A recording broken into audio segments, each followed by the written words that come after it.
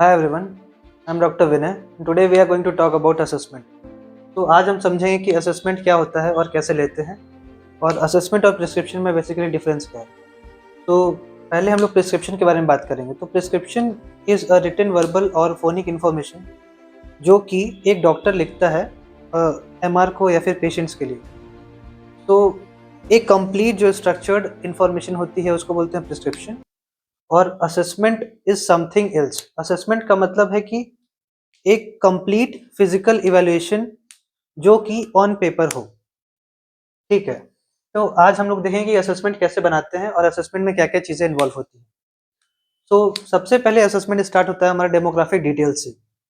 तो demographic details में आता है name, patient age, patient gender male और फीमेल।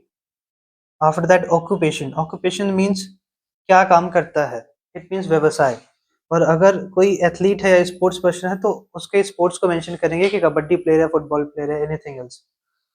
उसके बाद आएगा अपना ऑक्यूपेशन के बाद address. So complete address should be there with phone number and OPD number if present. So these are all demographic details which are very necessary while understanding the patient.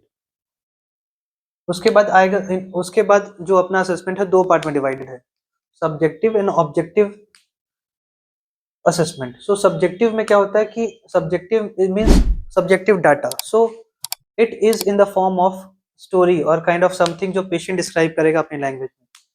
सो इसमें दो चीजें आती हैं, आप देख सकते हो CH और O लिखा हुआ है, इट मीन्स सो जो कंप्लेन का जो बेसिकली तरीका होता है वो इसी तरीके से लिखा जाता है C/H/O।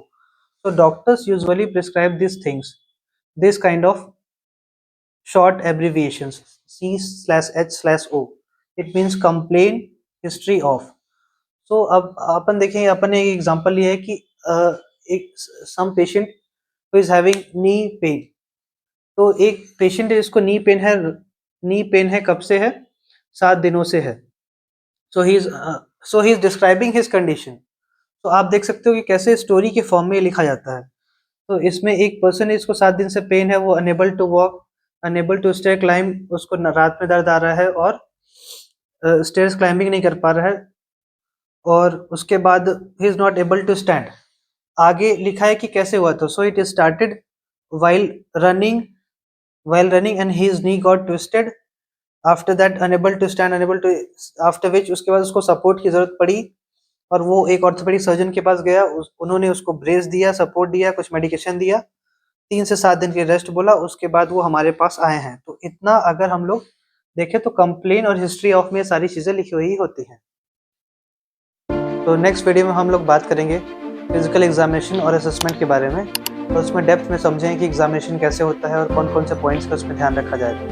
Thank you.